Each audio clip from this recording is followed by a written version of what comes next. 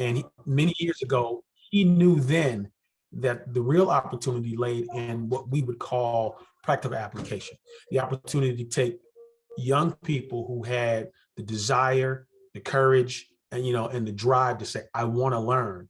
And he said, my mission is to create a venue where we can do exactly that.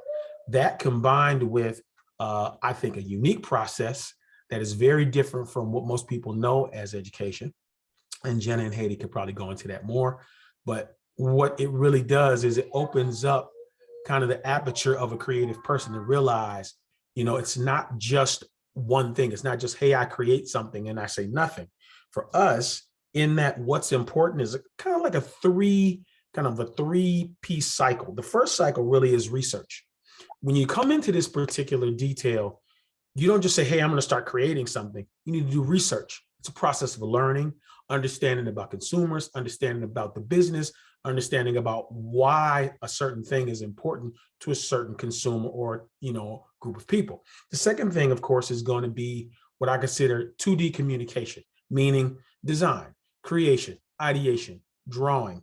Your mission is going to be to translate the research and information that you find into actual design illustrations and concepts that help people understand how those ideas become ideas that would be wanted by the individuals who might need it based on your research.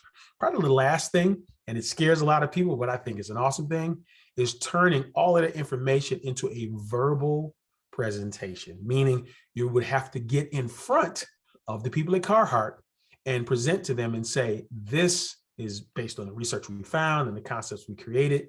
These are the ideas that we think would be ideal for your company going forward. Now, I know some people say, man, I don't like to be in front of people and I don't like to talk. But guess what?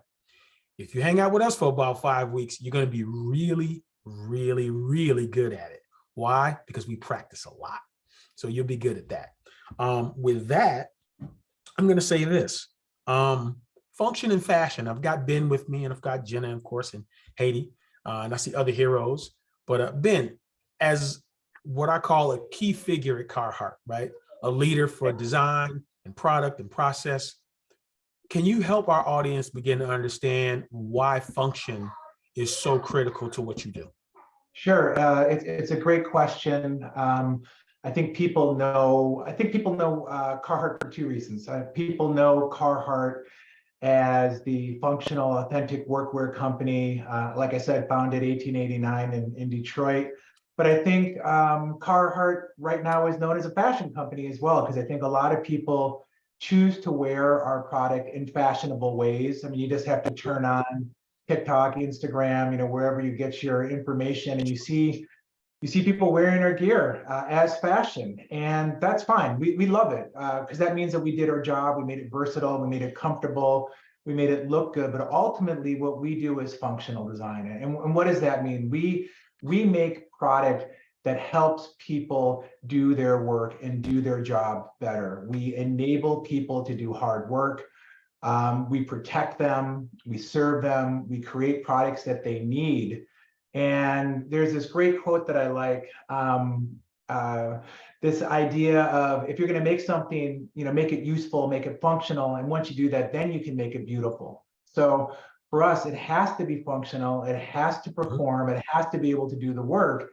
And once you've solved for that, then you can come in and make it look good. Then you can apply the color, then you can put the pattern on it, then you can make sure that it has that extra aspect that brings people over to the rack. But ultimately, we are, we're known for functional workwear, and that's incredibly important. And I think now the idea of functional design is even more important. And E, I think you'll agree with me, is that functional design is sustainable design.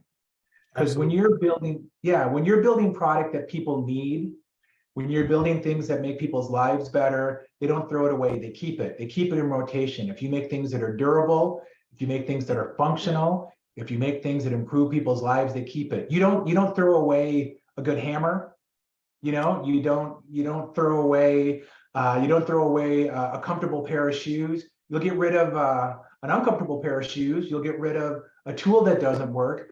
But things that work, things that do what they're meant to do, you hold on to them, you love them, and you get an emotional connection to them. You can't throw it away. And that's what we're going to help people work on during the masterclass, is to follow the pencil process, to follow the Carhartt process of listening, empathizing, and making sure you're creating functional product.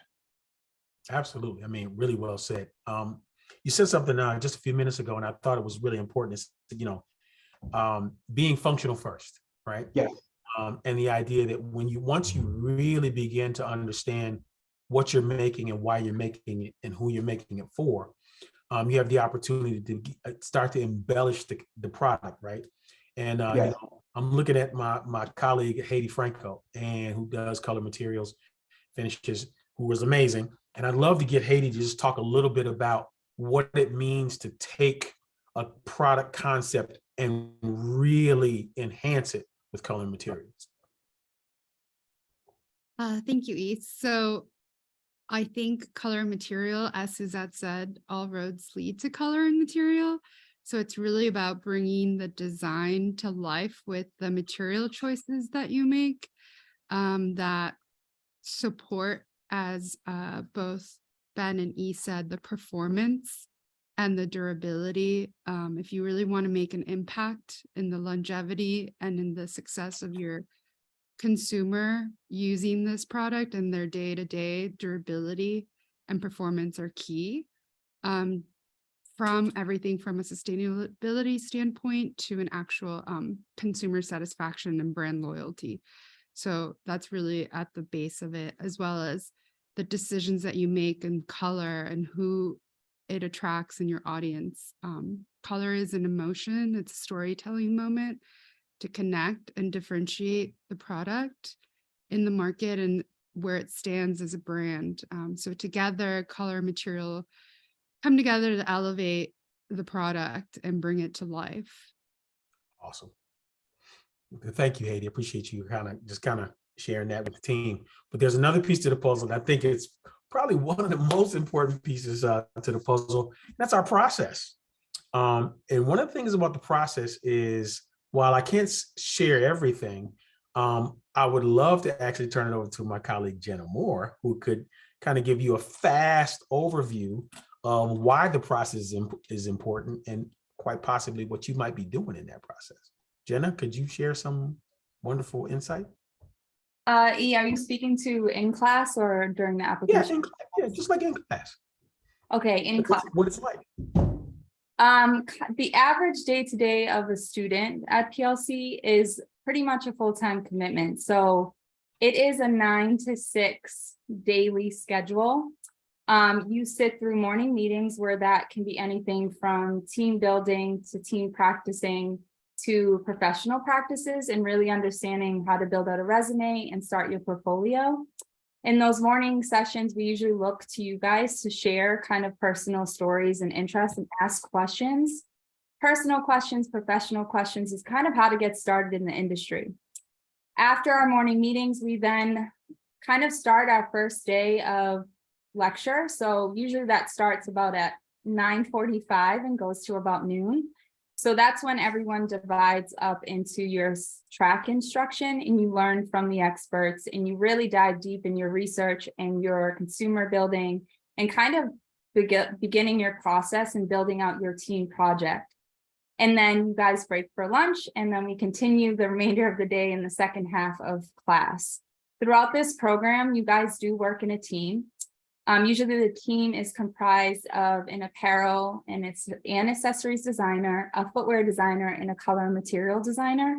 You guys will kind of identify this consumer that you will base your product on and kind of create this really empathetic story and process as a team to develop an all-encompassing project that connects back to Carhartt and the consumer you identified, really building functional and purposeful products for that use of that consumer in their career field, which we will get into in a little bit, but there is a specific ask for this project and a really exciting ask for this project with some of the sports teams that we're working with. So I think overall, it's really building that team kind of engagement and kind of working as if you guys are currently working at the brand. So you guys will get that exposure and experience of how you guys work together in these different disciplines to create a unified product and overall messaging for your project. I think that's like a short of our day-to-day. Perfect. Weeks of shift. That was perfect. One other And thing I will say, sorry, Ben. One other thing to add is we really, really push for you guys to present this work confidently and own kind of that consumer that you guys have identified. So you will go through a lot of rounds of practice and really owning your project and who your consumer is. So that's pretty much what we do and what you would do as a student during this program. So one thing I just wanted to build on that, one of the things, there's many reasons why Carhartt likes working with Pencil Lewis College.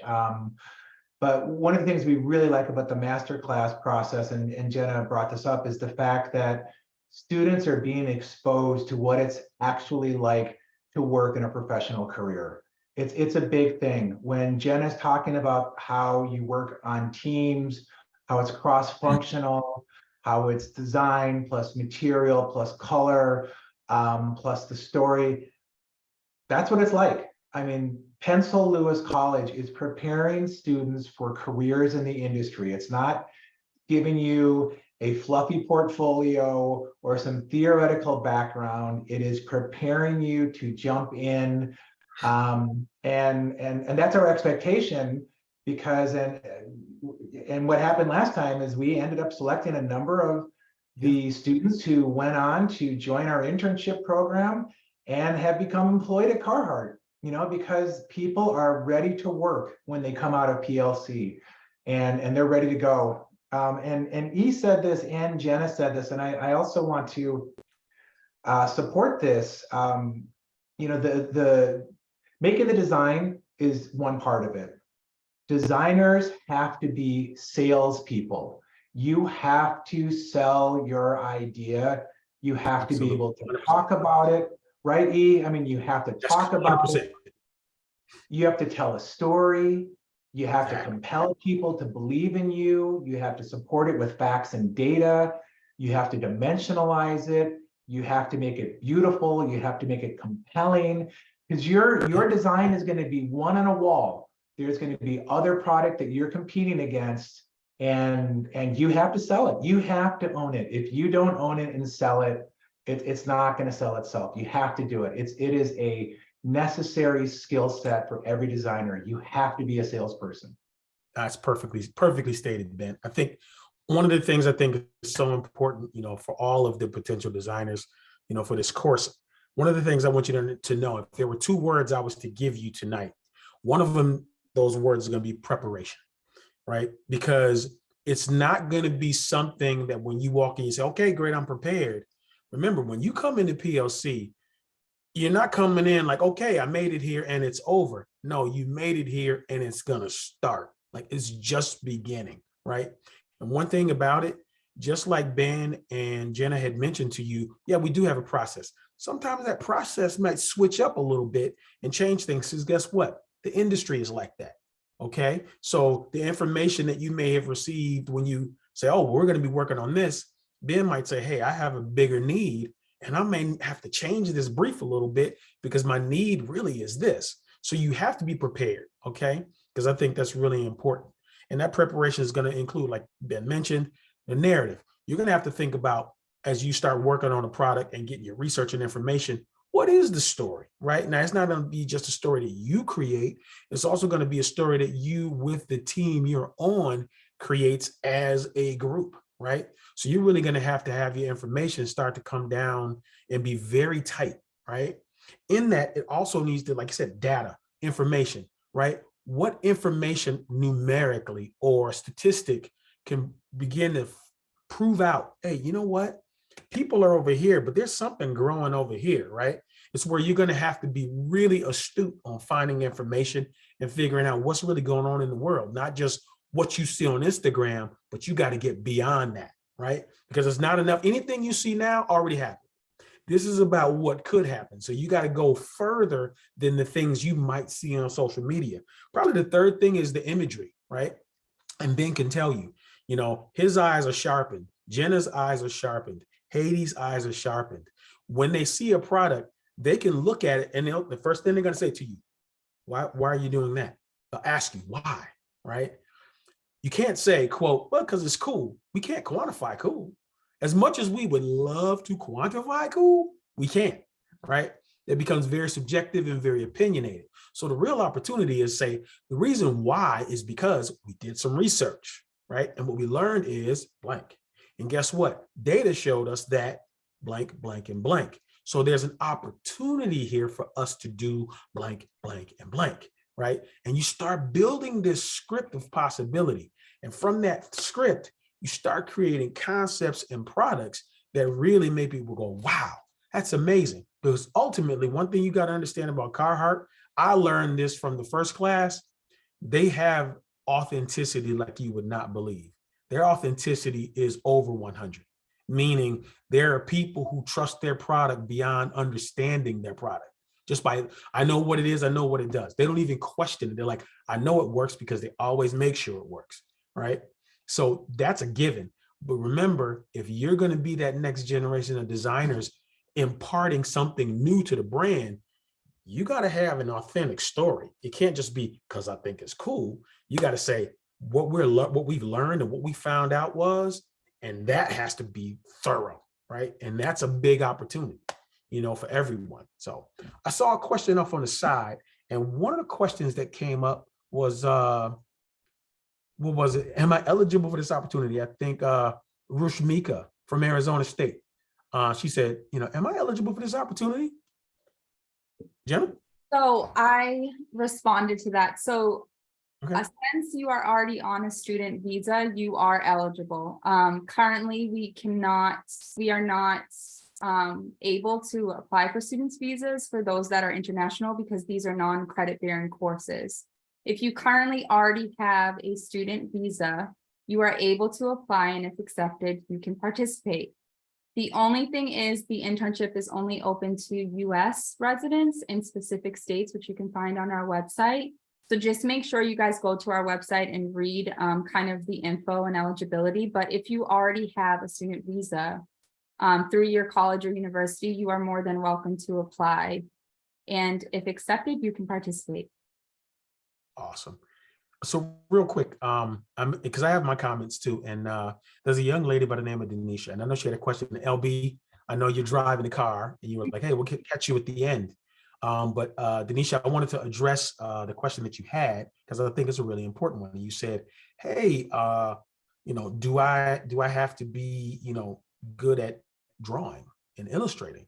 So the short answer is yes, you should be good at it, because remember, part of what we do is a 2D communication process, or what people call visual communication. So you have to learn how to illustrate and put concepts up that people can understand. Now, let's say someone out there said, I'm not that great at drawing footwear. We've had that situation before, and guess what? That's why I'm in the seat I'm in.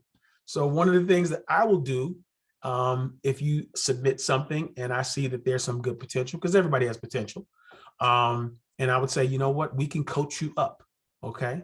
So like I said, you say, hey, I'm not that great at drawing footwear apparel.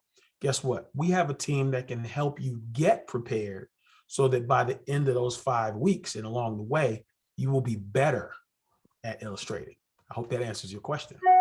And E, I would put out there too that people shouldn't be discouraged if they are not workwear experts.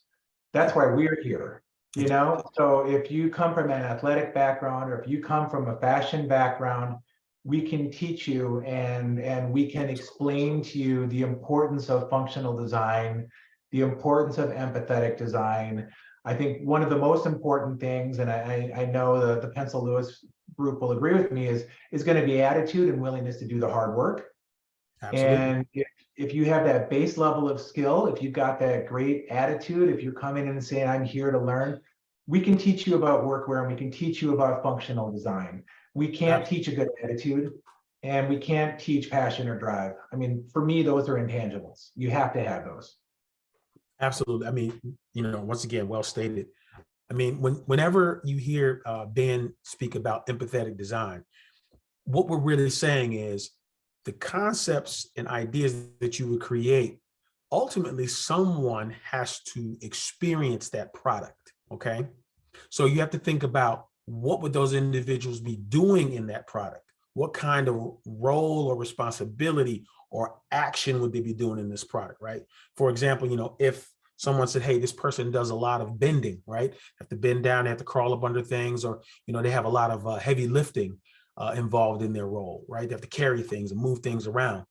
It would be your mission as designers to say, what kind of footwear could I create for them that would keep them comfortable and supported the entire day without it being heavy, right? These are the things you begin to think about, right? From an apparel perspective, you say, what can I create that allows them to be comfortable at any temperature, or, what can I do to put a certain seam in a place or a detail that would allow them to have free range of motion, yet being, again, supportive and to some degree protective if need be. So these are the things that you have to begin to think about when you start creating a product. Now, with all of those things involved, you also want something that looks very nice on the body, right? We don't want to say, it works great, it looks terrible, right? That's not going to happen because Ben won't let that happen, and nor will the rest of the crew. We'll coach you through the good stuff.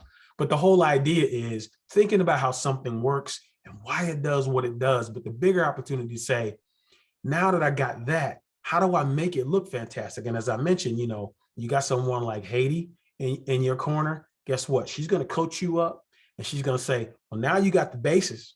Let's make it so that people can pay attention to it and see it. Maybe from 10 paces, 20 paces, 30 paces. And they say, man, I saw that thing from across the street. I saw that from like 40 feet away. That's amazing.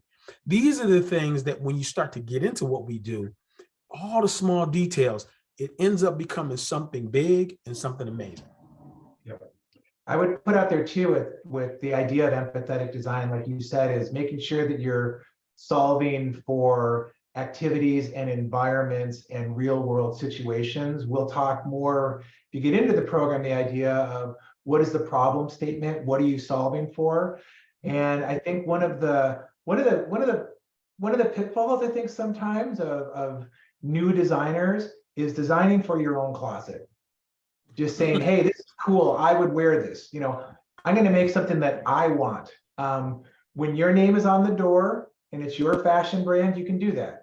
But when you're working for another company, your job is to deliver on the DNA and the functional needs of that brand. And so when we're talking empathetic, you have to put yourself in someone else's shoes. And you have to, again, like E said, ask yourself, is this going to make their day better? Do I understand what it is that they need? Not just, wow, this looks great, I would wear this. I can't wait to put this on my back. That's not empathetic design. Because you may not be the consumer, you may not be the person who's going to be wearing it. Your needs may not be the needs of the people who you're ultimately tasked with serving. Great point. Great point. And again, it goes back to, if you heard me use the word earlier, authenticity, right? Everyone knows that Carhartt is workwear. It's workwear first and foremost. It just so happens that a particular community said, you know what? It has a style quotient that I really like. And it really, to me, adapts to who I am and how I live my life. And because of that authenticity, it was taken on and adopted by, particular, tastemakers and people all around the world, not just the US, but globally, right? They fell in love with it because they believed and they knew that there was an authentic quality about the product. So no matter what you create, there has to be some kind of authenticity. If it's not, trust me, it'll show up before you even get it on the page, because you won't talk about it, right? I know that sounds weird, but it's like, that's why you do the research, and that's why we get into who is it, what is it for, how do you want it to work? The research is going to tell us everything. Well, products that people love and that they keep, it becomes emotional.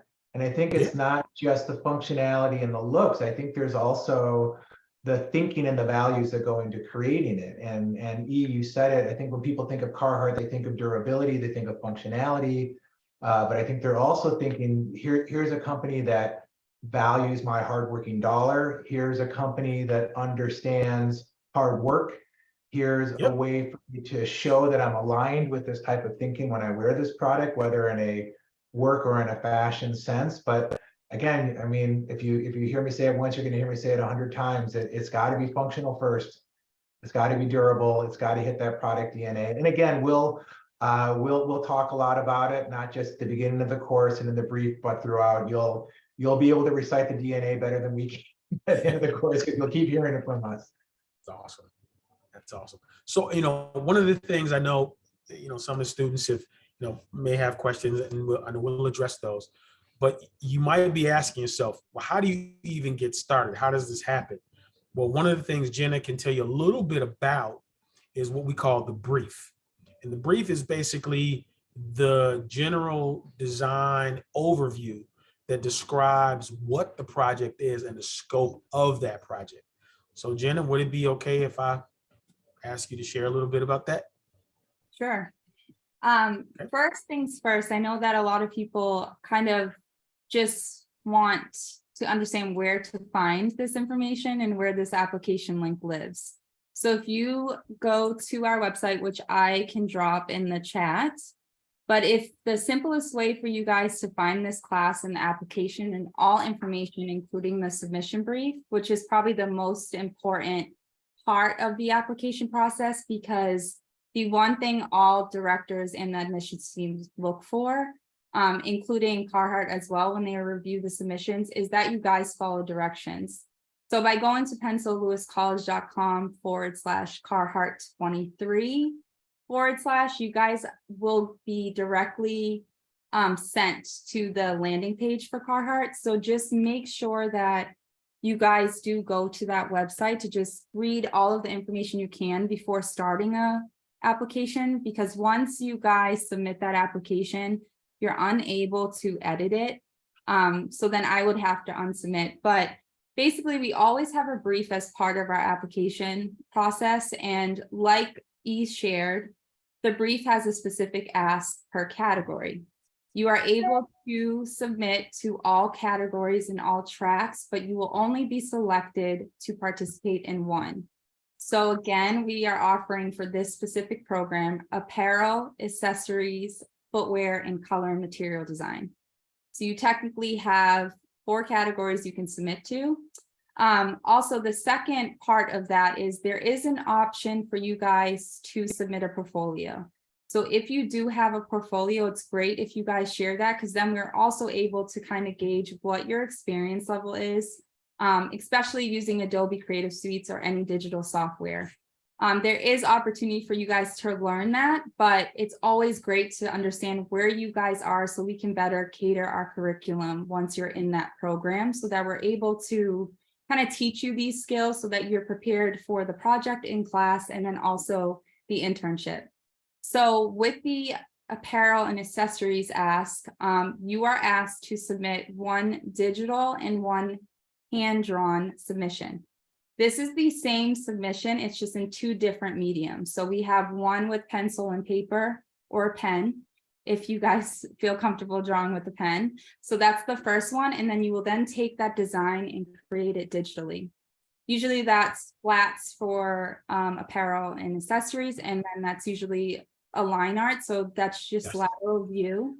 If you want to do all views, that's also great. I know that's a plus for E when he sees that come through an application. Yeah, I get extremely excited if somebody shows, holy smokes, they can do orthographics.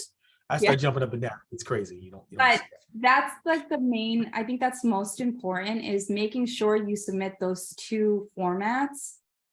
Because for us, a lot of the times when we only see that you're submitting 1, that's kind of showing that you didn't read the directions correctly or maybe didn't understand.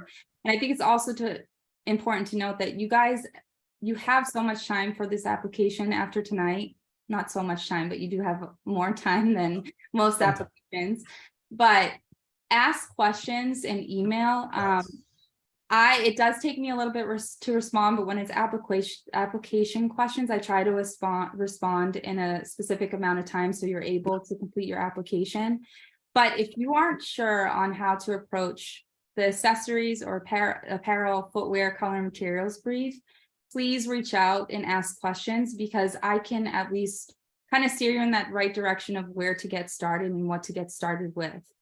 But all tracks for footwear and apparel and accessories are asked to do hand-drawn and digital submissions. And then the second part of that is we're asking you guys to pull inspiration from the sports workforce.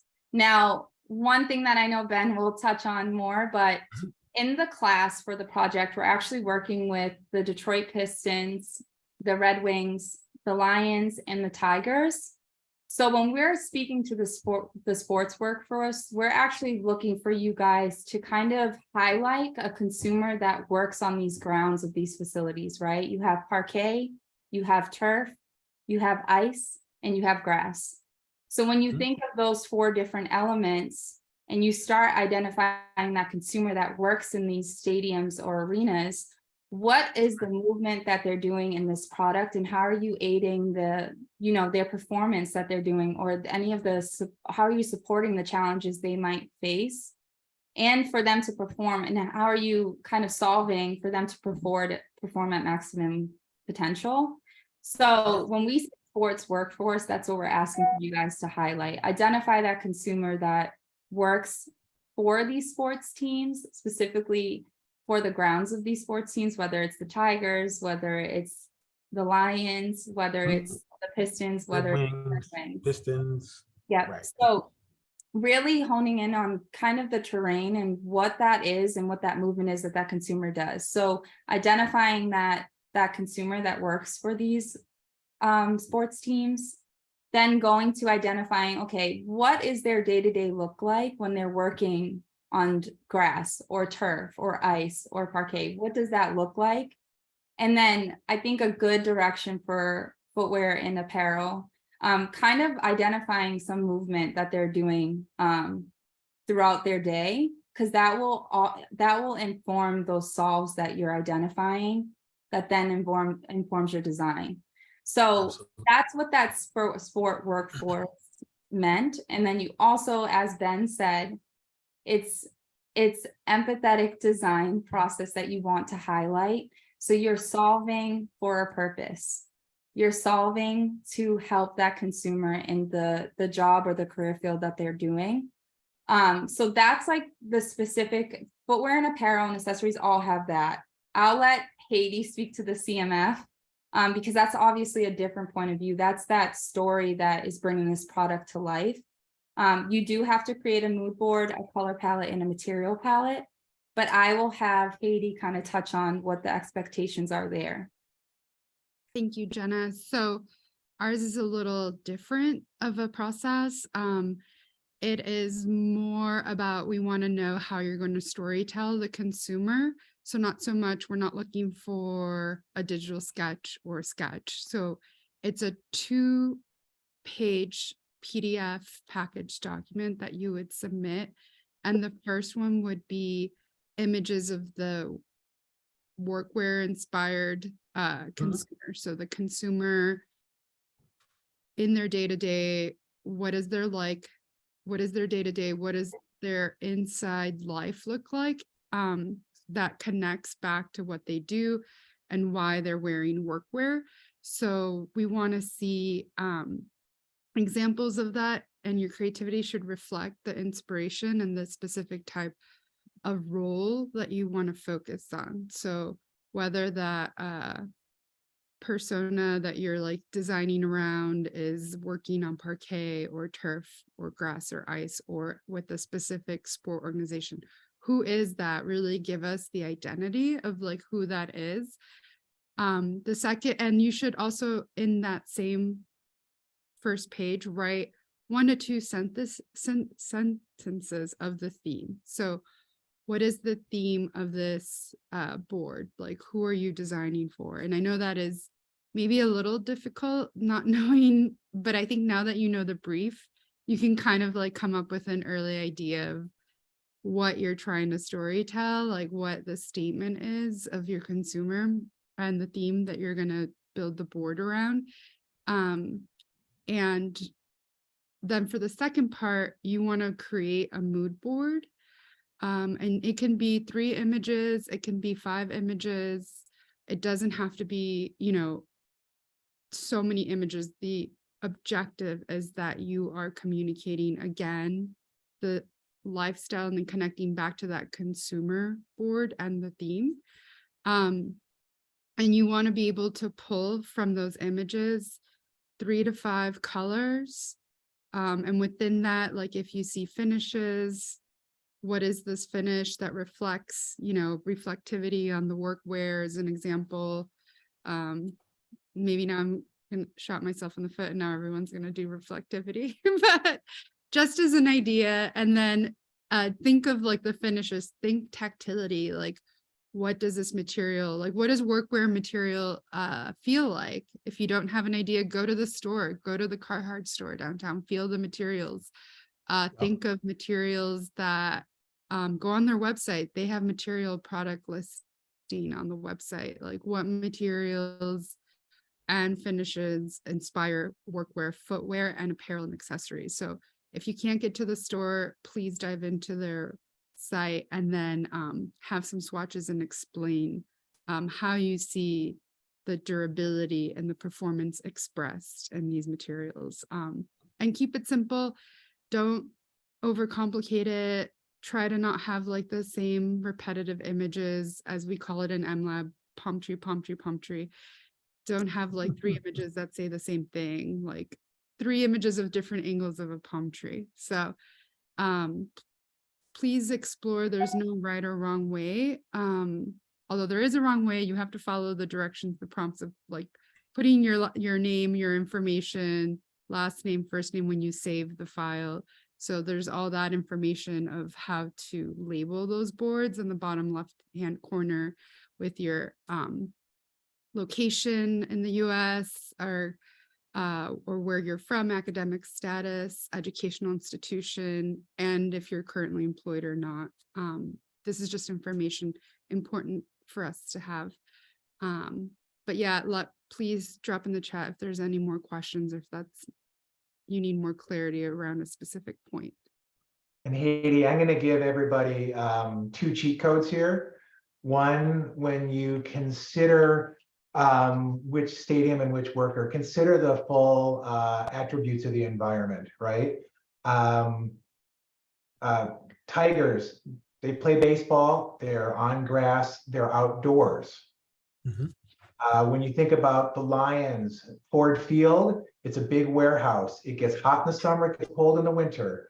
When you're thinking about Little Caesars Arena, there's a difference between a basketball game and an ice hockey game. So not just what are they walking on, but what is the environment of the full area? Do they need outerwear? Do they need rain protection? Do they need, extra grip for the grass? And the other cheat code that I'm going to give you is, what about your design? Back to E's statement, tells you that it's part of the design legacy and language of Carhartt. What makes it authentic to the brand? It's, hey, I love Nike. I don't work for Nike. How do you show people that this is in keeping with Carhartt? And it doesn't mean it has to look like something that was designed in 1889. You have to show us how you're leading with functionality and how it relates back to our, that you understand our brand. But again, consider the full environment, and then also ask yourself, what about this design makes it Carhartt? Perfect. I'm going to add to that and say something you should definitely think about. For example, Little Caesars Arena, right? You see in the Pistons play, and then they switch the floor, right? And they got to convert the floor to ice, right? Just think about what the team might have to do that process, right? What's the temperature like on the floor of a hockey, game? And what's the temperature like up in the upper deck? You know what I mean? Like, 25 seats up, different temperature. What's that like? What's that feel like, right? If you're talking about Ford Field, think about what Ben just said to you. It's a big giant warehouse, right? And in some cases, you know what? The teams, when they come out, game day, those seats are packed. So the temperature is going to be a lot different than if you're working and there are no people in the stands, right? So two different types of environments. An environment where, audibly, if you're there and it's 60,000 people, 70,000, it's loud. It's real loud. And you might be working that day, okay? So you think about what, we start talking about accessories, got ears, you know what I mean? Got eyes, stuff to think about. Stuff to think And then about. also, are you designing for the person who's walking up and down flights of steps, selling peanuts and Cracker Jack? Or are you putting something on the back of the guy driving the Zamboni, or the woman who is helping with grounds crew in between innings? Are you working for the person who's in charge of the scoreboard? Are you making clothes for the hype man or the DJ at the Pistons game? Who is it? Because all those people are going to have different requirements. Absolutely. And the other thing, think about this, and what you might have already, but I just want to just reiterate.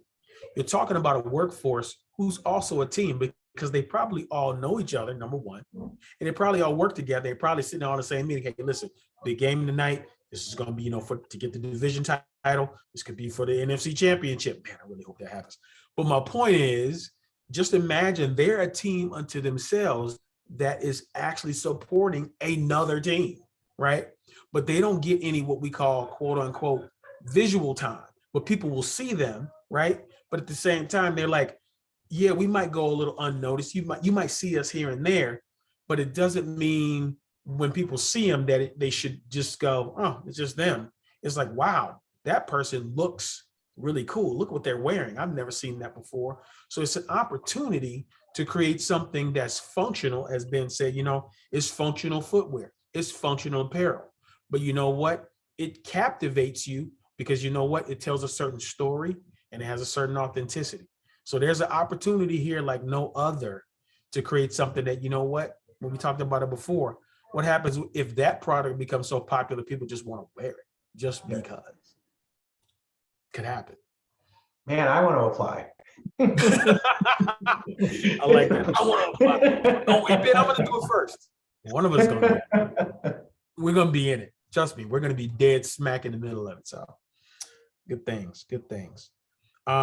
Again, like I said, what an opportunity. And I'll say it to all the entire team. You got a couple of cheat codes tonight, which is great. Because I'm big on if we can give you a little extra to help you kind of push the limit, you got to get that little extra to push the limit. But I would say, as you create it, be thoughtful about what you're creating. Be mindful of why you're creating it. Okay. Think about what it means when it connects to the Carhartt brand. Okay. And as you do that and you start to put your, concepts and ideas together for submission, remember, be as clear as you can. Jenna, she said it earlier, and I'm just going to kind of follow her. She's got a direction set on how a submission looks. Take an extra 5 minutes before you start just clicking and throwing stuff in there. Give yourself an extra 5 minutes. Just read it through, maybe once, maybe twice.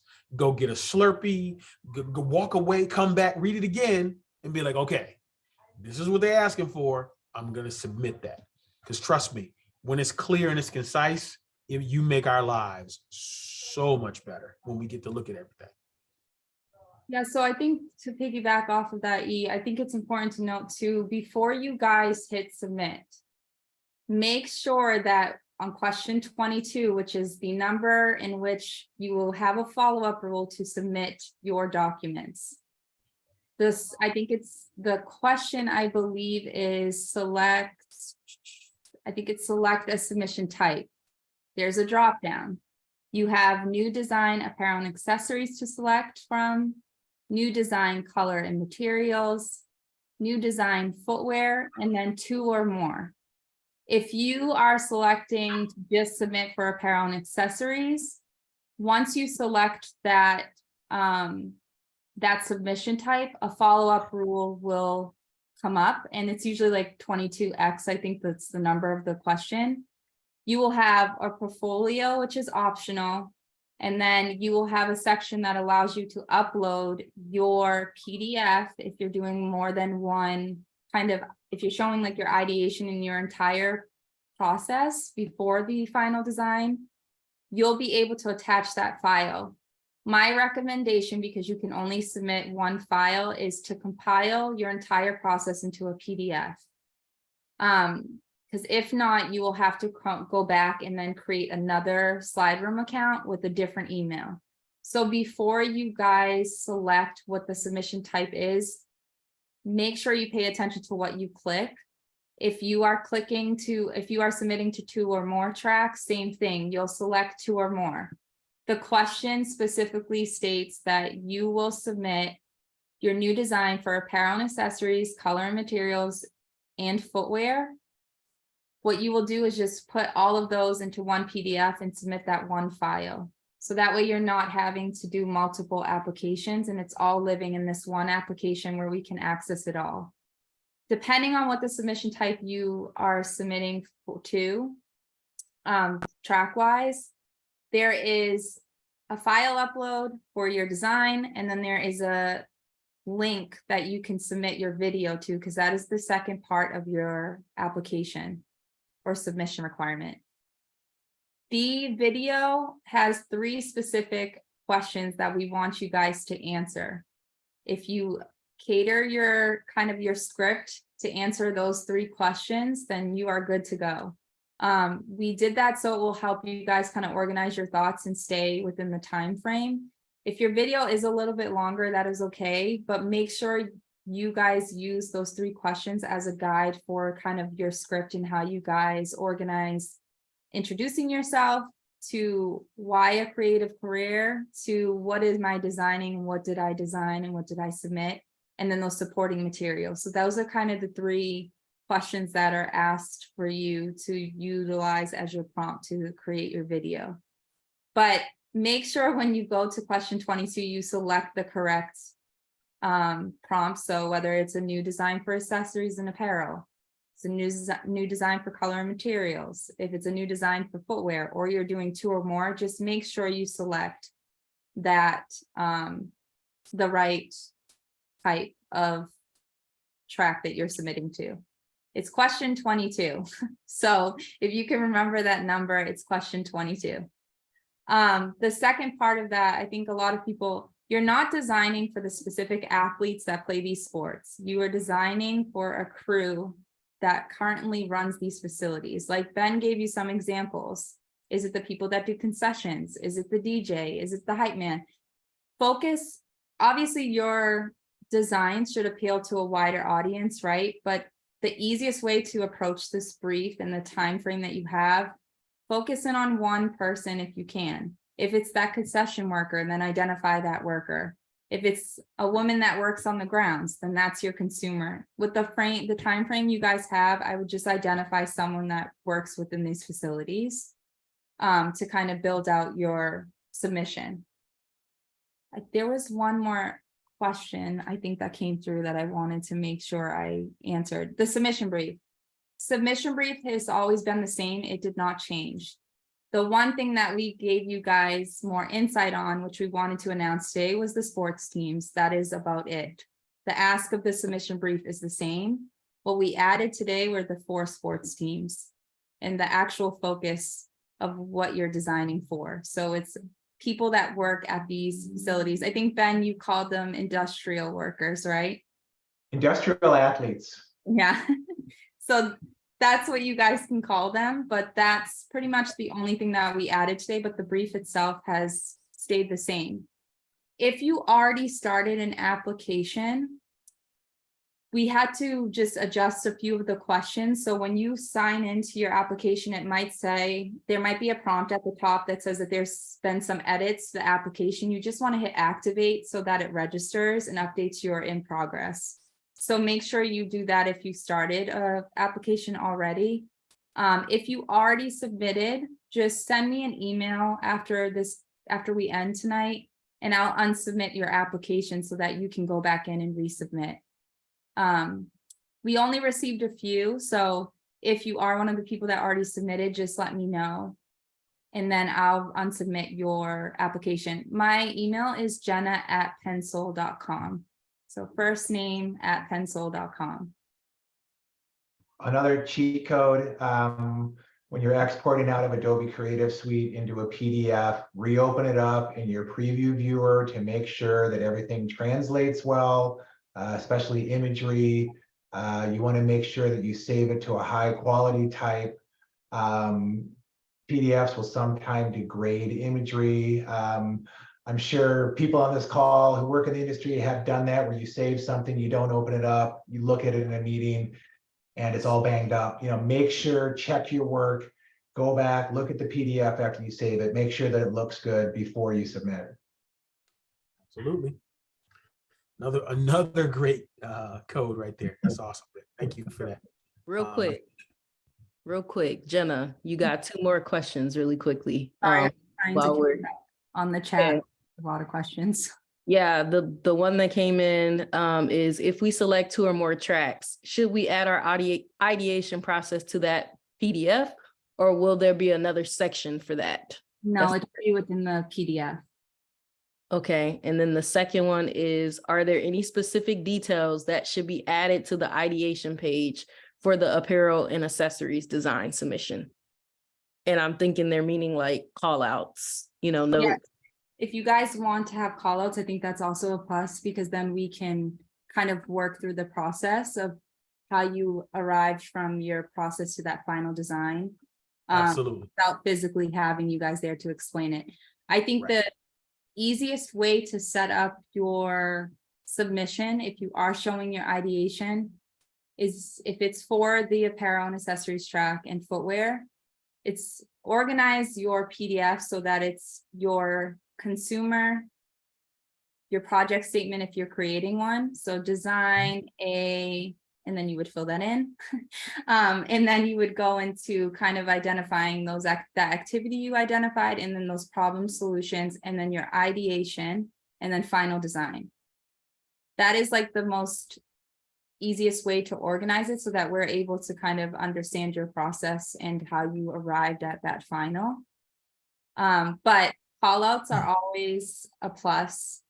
Material call outs is another thing that's always a plus.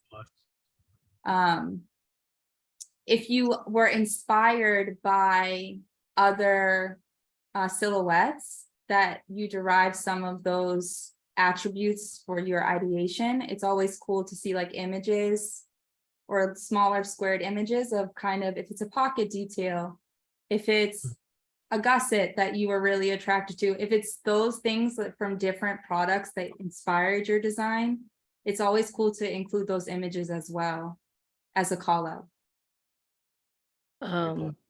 Another question, and maybe this is for you, E, but is there a preferred program to use for the footwear digital sketch?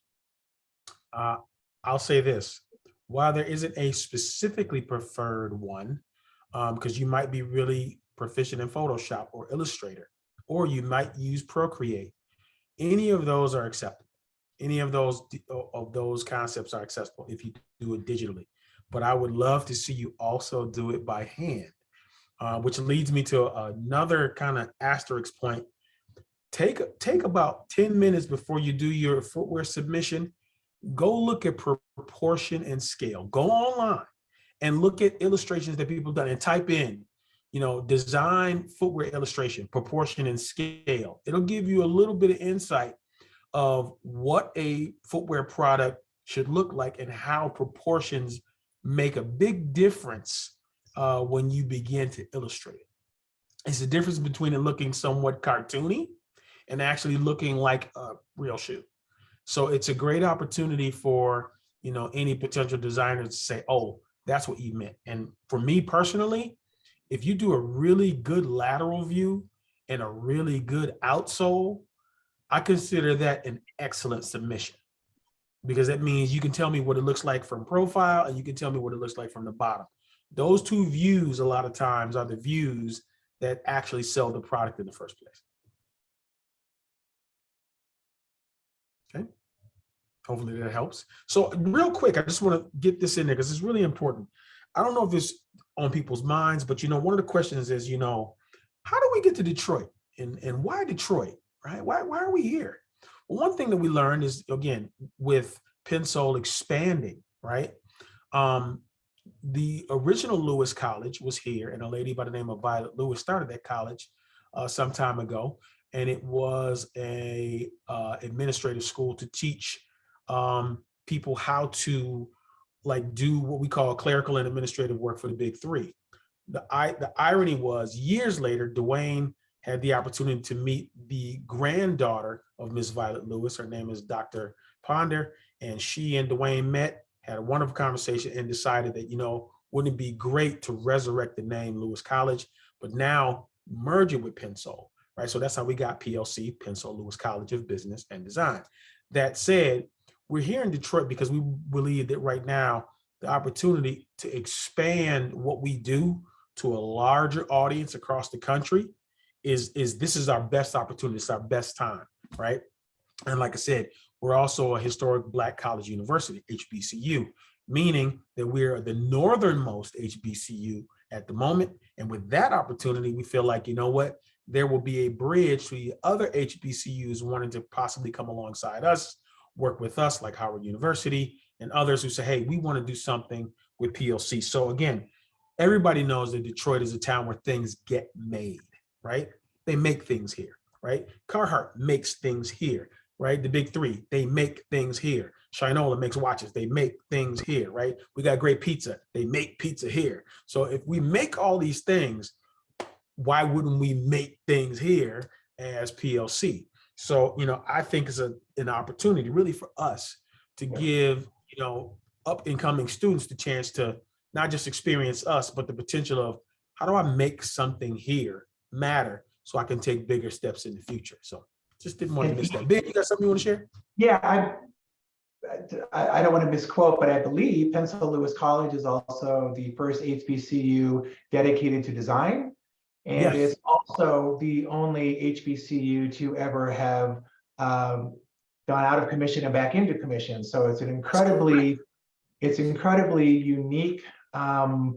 Carhartt feels honored and fortunate to be able to work with Pensole Lewis. We love the pathway that we have. We love our relationship. And one thing that I want to share with the group, our relationship between Pensole and Carhartt actually began as a design project. We put out an RFP to multiple design firms. We wanted to bring athletic performance and styling into work footwear. And Pensole, which was just Pensole then, we came to them as a design studio, and they blew us away with the functional approach that they had to the product. And when we were in discussions with Dr. Edwards and he was talking about moving to Detroit, we said, we have to be your first masterclass. We have to be involved. But our relationship began because we came to Pensole as a design studio, as a functional solution for us. And from there, this great relationship came. And I'll to build off of what he said, Carhartt was founded in 1889 in Detroit by Hamilton Carhartt. It's a real company, a real person. It started making clothes for railroad workers in Southeast Michigan. It started in industry. Detroit, first streetlights, the first interstate, Ford, the creation, not the creation of the automobile, but the standardization of it, the building of affordable, functional design started in Detroit. Carhartt's older than Ford, but that's okay. And Detroit, not just as a center of design, but a center of culture and creativity, from Motown to techno to Dilla in Detroit. Carhartt is creative. It is I said Carhartt. Detroit is a creative center. It's gotten the first UNESCO World City of Design designation. There's nowhere else that our company would be, and to have Pensole Lewis here firmly cementing Detroit as the world's foremost center for athletic footwear design and functional design, it's incredible. And I hope everybody in this call will, take the opportunity to apply into what we believe is a great program. But honestly, we feel lucky to work with everybody on here. The fact that you're interested in helping contribute to our design legacy, we're just blown away, and we're just so happy to be working with the team at Pencil Lewis College. Absolutely. I mean, again, it's a huge invitation / opportunity for each of you as designers. If you're, chosen to be a part of this group, I think you'll see in short order when you get here, it's going to be a lot, because a lot of information is going to come at you really fast, but you'll appreciate it because you know what? You're going to be a part of an amazing legacy, a creative legacy that says, you know what? We design products that, quite possibly went to industry. A lot of people can't say that. They can say, hey, I got a portfolio. Hey, I went to school here. I went to school there. But they can't point at something to say, I put effort against this with a team. And that actually is in the market right now. That's the one advantage I feel like that, working with Carhartt and their team and Ben and his leadership, at the end of the cycle, when they see something they really want to do, he's going to push the button. He's going to say, I like where this is going. I'm going to pursue it. And you get to say, I was a part of that. And right now, I tell you what, it's the nicest thing in the world for a designer is to be able to say a year and a half later, see that thing right there? I worked on that. That's a good feeling. All right. Looking at my chronometer, my watch, it says 7:34. So I know there are probably various questions and questions types. LB, should we start in that process of fielding questions? Yes, sir. And we got a footwear specific question that just came through from Andrew. He says, if you could quantify it, how much should I prioritize designing for the future of Carhartt versus staying traditionally Carhartt? All right. Andrew, if I was to give you a percentage right now, where I'd say the percentage is current and then the latter one is future, I would say it's probably 30-70, right? Meaning this, you're going to make something that it needs to function today. It might have one or two details that are futuristic, but we're not trying to make space boots, okay? We ain't making space boots right now. What we're going to do is we're going to make products that meet the need of industrial athletes. That's what we're trying to create. That's a perfect answer. Take it as far as the environment and your consumer needs to be able to perform their job duty, push the boundaries. I think you'll agree, I'd rather pull a designer back than push him forward. But at the end of the day, you still need to draw that red line from your design back to the design language and the legacy of Carhartt. So like you said, we don't want futuristic moon boots. We do want things that push the notion of what Carhartt product could be. But at the end of the day, if you're leading with empathy, environments, functionality, you're not going to go too far astray. All right, there you go. Question answered. More questions, LB? What do you got? I'm having people to continue to submit their questions, but I have a question, or would love for you to speak to this because it's a big part of the success, your success in the class. But can you speak about working in teams and how they function? Yeah. Oh, yes, I'm gonna tell you right now, that, in my opinion, is the most important thing about the experience you are going to have at PLC. Because let me be very, very clear. No one does it by themselves. Nobody. Okay. You're not going to come here and be like, well, I'm the captain of this team and I say it's this. Nope, you're not. What you are is you're going to be a trusted teammate amongst 3, 4, or 5 other people. And you're going to be working together to share ideas and discuss ideas based on that brief. Now, guess what? We're all human. So you know what humans are good at? Being imperfect. So guess what? It's an ideal situation. You're going to have to discuss, debate. You might even disagree, and that's okay because that's part of the process, right? But the one thing you're going to have to do, you're going to have to work together, and you have to figure out how to solve the problems given based on that brief. Hope that answers the question.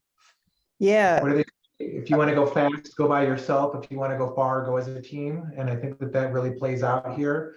And look, you should want people to ask you hard questions. You should want people to challenge your design. If everybody agrees and is a yes person, your design doesn't go anywhere. I like a diverse team with diverse opinions. I like people to challenge and debate because it makes product better. Absolutely. Absolutely. And remember, as a teammate, you still have to, if you think about it, you have to sell your teammates. You got to be able to say, hey, I did some research too. I found this. This valid? Do we feel good about this?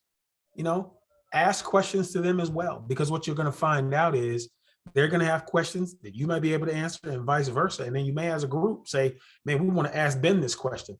Ultimately, it comes down to, working with each other, trusting each other, and creating alongside of each other. Because when you do that, I'm going to tell you right now, you will be so proud of your team when you get to that finish line.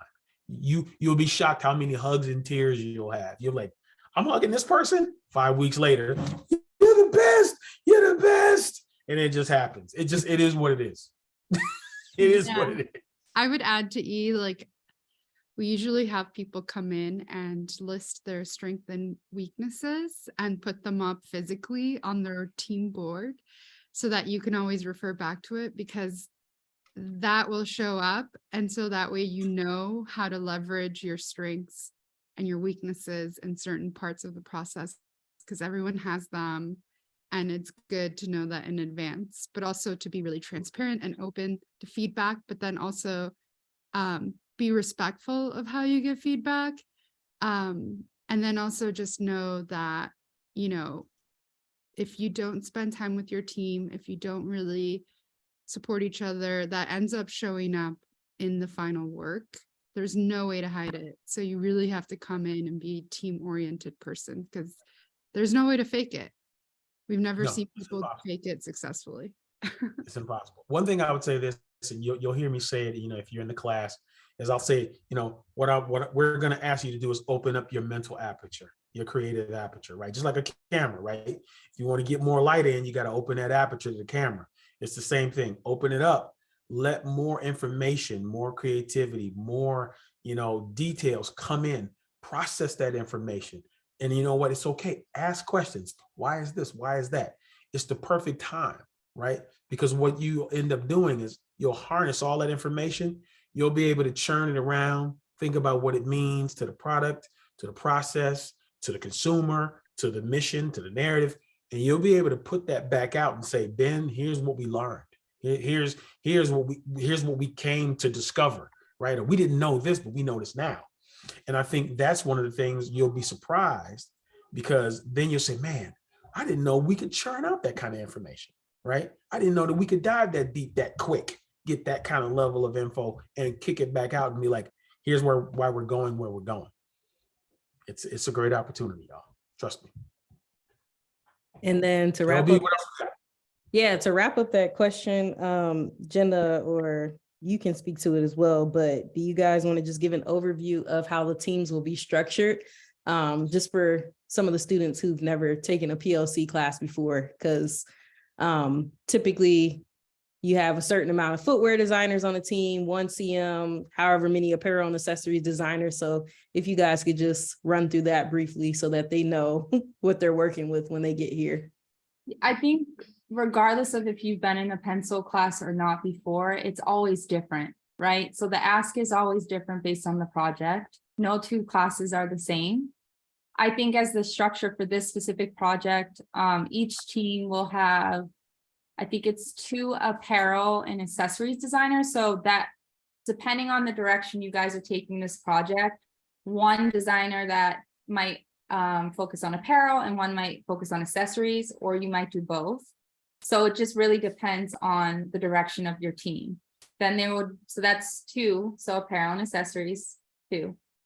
So then you have a footwear designer, and then you have a color and material designer.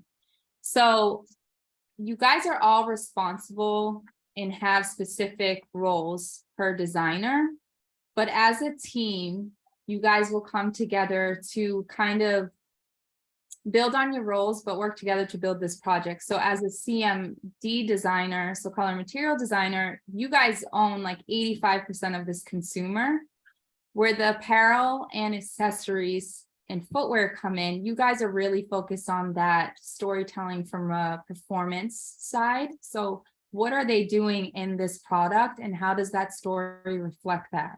So as a team, you guys will kind of build out this consumer and this story, but in the same sense, you have to respect each other's roles. So like Katie said, and E and Ben, it's really important that you guys come into this team dynamic on the same footing.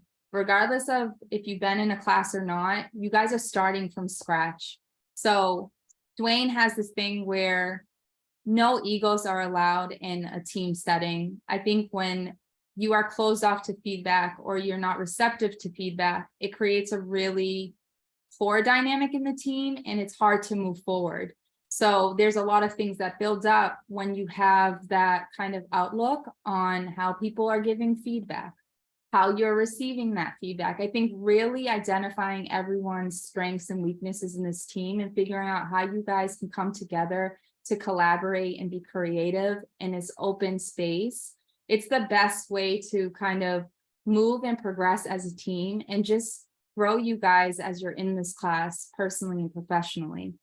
That is something I think is so important in today. There's so many outside things that are happening. It's really important that you guys show up and work together and build each other up because these hours are long. The homework is a lot.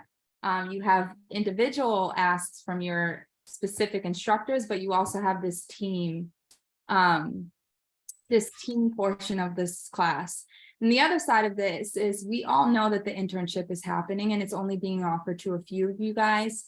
If you come in here competing for that, you guys will not move forward in this program. It's important to know that you guys are all ending this program in the same place. You guys are successfully showing up as one team. When you're just competing against each other for this internship opportunity, it just doesn't create for a good working environment inside and outside of the program. So you guys are in the class together, but you're also housing wise, you guys are also in the same place together. So really being mindful to be empathetic. So as we keep saying this word is it is applied to the design process, but being empathetic as a human is so important. It just creates a better dynamic for your team. I think always supporting each other and lifting each other up, but then also calling each other out when, someone is hindering you. Right. But there's a way to do it in a way that isn't offensive. It's always like identifying where you guys are, maybe having difficulties and challenges, but then what's the solution? How do we move forward as a team? I think we always say that pencil. You're not always going to like the people that you work with, but you have to have respect for each other. You have to be able to work together.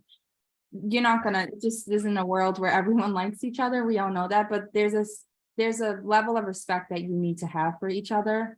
And that's probably the most important thing. I think something that we've actually implemented, that there's some alum on this call that didn't get to experience this, but this was just based off of feedback we received from our first year as PLC.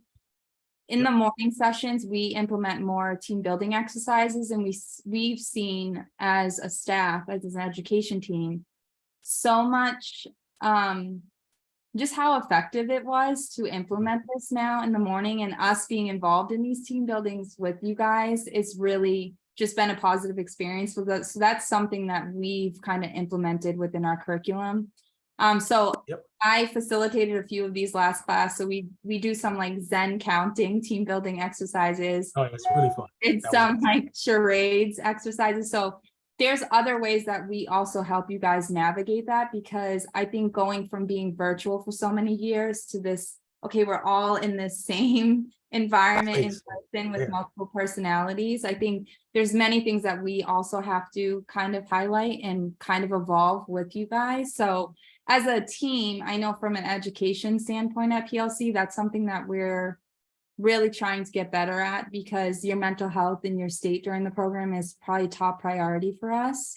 Because we Yes. want you guys to end in a positive light and not make this experience be kind of like not the greatest. So that's why we really come in from, last year, Ben had a motivational speaker come in and talk to the class, which was probably the best thing. So there's also Carhartt brings in great guests for you guys to kind of navigate these different experiences throughout the program that you might not be privy to prior to this. So I think team building is one of the things that is always the biggest adjustment in our programs. And just time management, that is another thing too. Managing your time and organizing time for your individual work in those team moments is so important. Because sometimes when you guys don't create this calendar as a team, it's hard to keep up with that work. And then you're rushing to get it done in these final weeks. But I think overall team building is always something, or just that team setting is always a challenge. But if you come in here and you work together as a team, and like Katie said, you actually meet and get to know each other, it just makes for a better experience. That was kind of long-winded, sorry, but I think anything with team related is really challenging. So I think for us, that's where we're trying to better support the students that have come through our program, by implementing those and kind of going through that process with you guys. But team building and presentation practice is probably it's a huge part of our curriculum. It's a big deal. Yeah.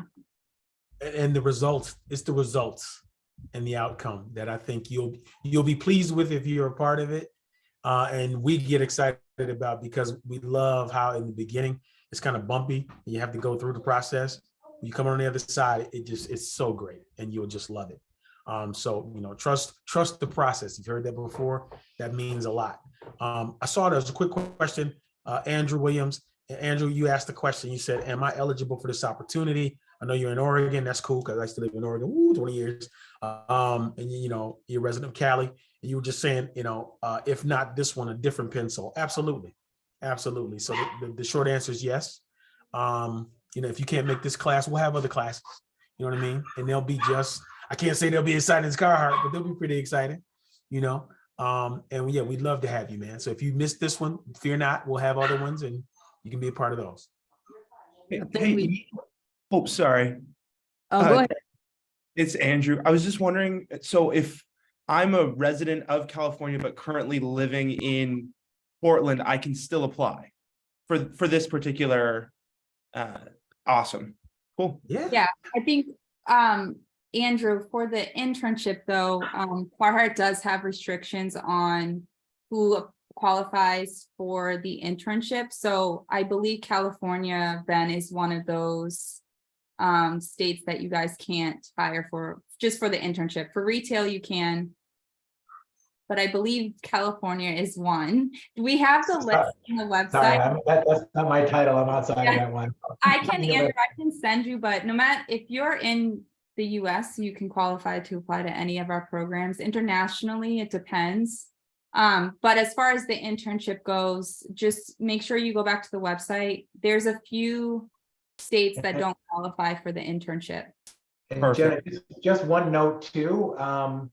We have actually hired Pencil alumni who were not interns. So people who are Pencil are immediately going to get a leg up and an extra look from us, especially if they came through the Masterclass program. So we have somebody who we hired on the design team who was a graduate of our last Masterclass, was not selected for an intern, but as a result, applied for a job and actually is on the team now and is a highly functioning member of the team. So even if you don't do the internship, you're going to still get a leg up, because we do look at PLC as a big part of our talent pool as we search for new roles and new applicants, for sure. Awesome. Thank you. Appreciate it. Yeah, you're welcome. We have two other questions before I forget. This one is about the apparel submission. This person says, Would an apparel submission look better if we include designs for a wide range of roles of these industrial athletes or just for a specific crew?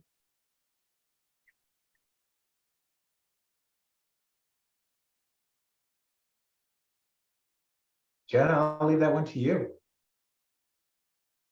Lawrence, can you repeat that? Sorry, I was just looking for the state's email. Yeah, would an apparel submission look better if we include designs for a wide range of roles of these industrial athletes or just for a specific crew? So basically, should they focus on one crew per crewman, or should they focus on like multiple different roles? I think to answer that question the correct way is you will have this muse, right? So this muse might be, I'll use an example that Ben gave earlier, is the concession worker. When you're thinking of those problems that you're solving for, when you're designing against that, it will appeal to a wider audience. So even though you guys have this muse, your designs that you create, it always would appeal to someone that is doing that movement and or that career, right? So use the muse as like a starting point for your blueprint to the actual problems you're solving for. But when you're thinking of how your designs look, you always want to think of like a wider audience from the design point, if that answers your question. But I would use that consumer as your muse. And then through that activity and that problem, your product might take on kind of a design that would appeal towards a wider audience and not just someone that works in concession or on the grounds. So that's inspiration. Sorry, go ahead. I'm sorry, Jen. So to say, if you talk to the attributes of the item and the environments in which they're used, other people can apply how they want to take them out and what they would do with it. And I think that's too where product research and inspiration also comes from too. That informs kind of what form your design is going to take. So I also would recommend that if you guys have this concept idea for your concept, pull from products that are currently either archive products through Carhartt or products that they currently do, and kind of pull inspiration for your design from there. Another question for you, Jenna, is do you have to stay on or near campus, or can you commute if you're local? If you're local, you can commute. I just ask that if you are accepted, you just let me know if you're bringing a car, because there's directions that we have to provide for the campus parking. But if you're local, you do not have to stay at the housing we provide. Let's see if there are any more questions. Also adding to that, just communicate that in advance, because that may shift the housing allocation. Yeah.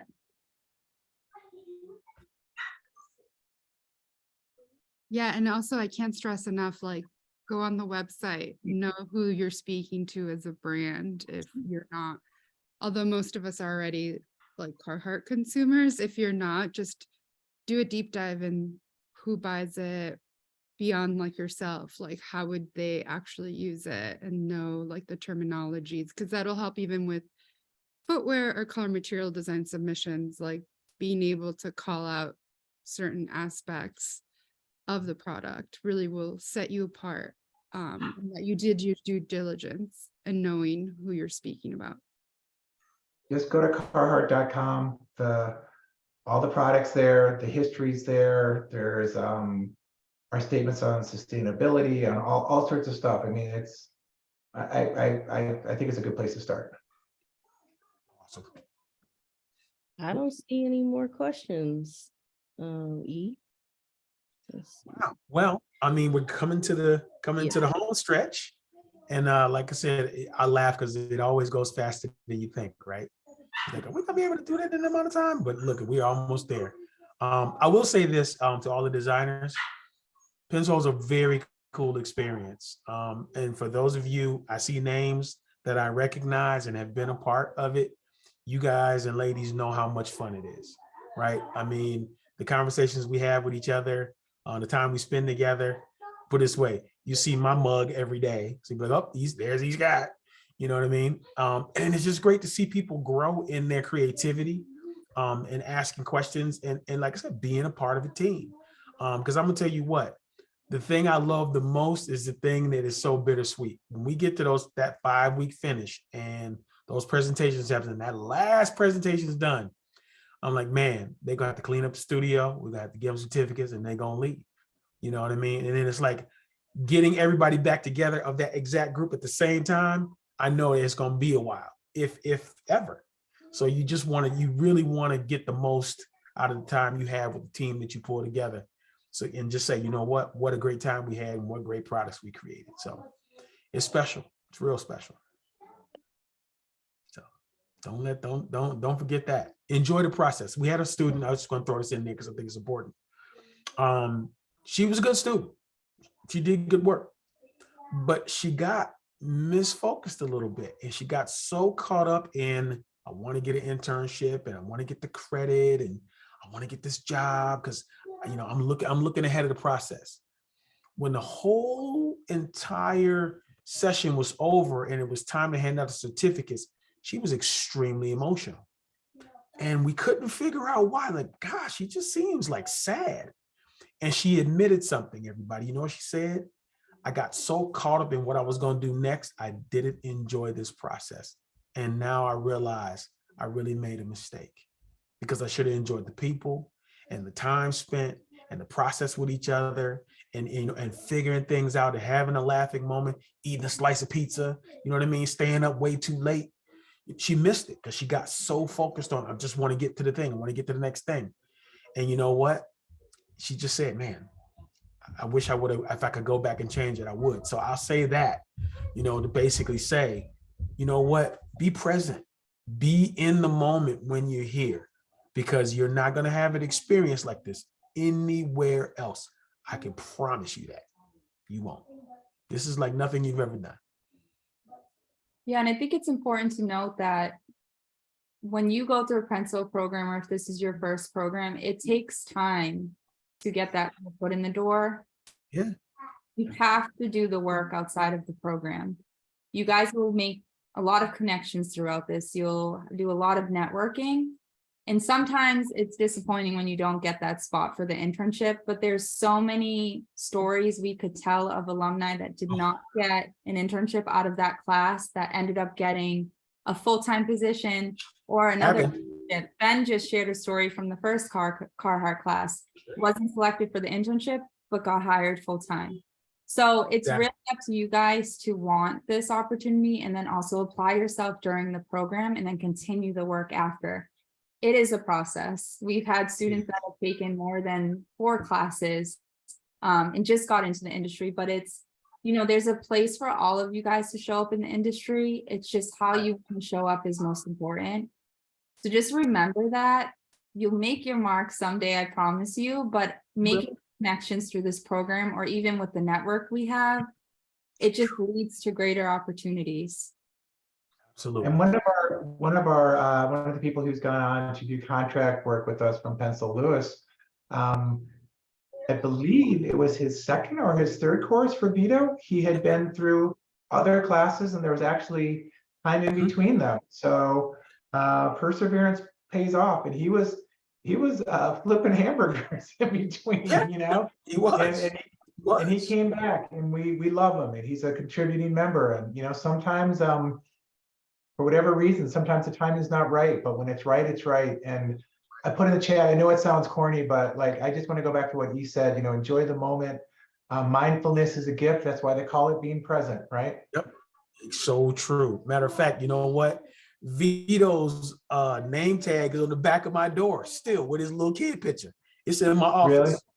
I still have it. Don't tell him I got it though. I'm not giving it to him. So it's kind of cool though. Yeah, I mean, what an opportunity, y'all. And like I said, I'm hoping that, you know, we get the submissions, and I'd love to see y'all be a part of it. Because like I said, it is the greatest gift to take the things that I know and share them with a new generation and make great designers. It's worth it. So LB, it looks like we at that point, right? We are at that point. So real quick before everybody hops off, this recording is going to be available and sent out via email tomorrow morning. So please rewatch the video. Make sure you listen to all the great advice that was shared and follow directions for the submission so that by the time the application closes on Wednesday, you have a leg up. So thank you guys so much for attending. Real quick, last Okay. one. Messiah asked the question, what's the dress code? Just dress decent, please. Just please dress, nothing that we be like, oh my gosh, what are you doing? Just please dress decent and we're good. And no, most importantly, no competitor brands. That is a big mistake. Show up for the brand that you want to work for. Don't wear competitor brands in the class. Don't feel like you have to buy a new wardrobe, but just be mindful of the brands that you wear. That's all. Dress for the job you want. We look forward to reviewing your applications. All right. Everybody have a good night. Thank you guys. Right. Thank you, Appreciate everybody. you all. All right. Thanks, Ben. Appreciate you, man. Thank you guys. Good Yeah, job. appreciate you guys. Thank you, everybody. See you, everybody.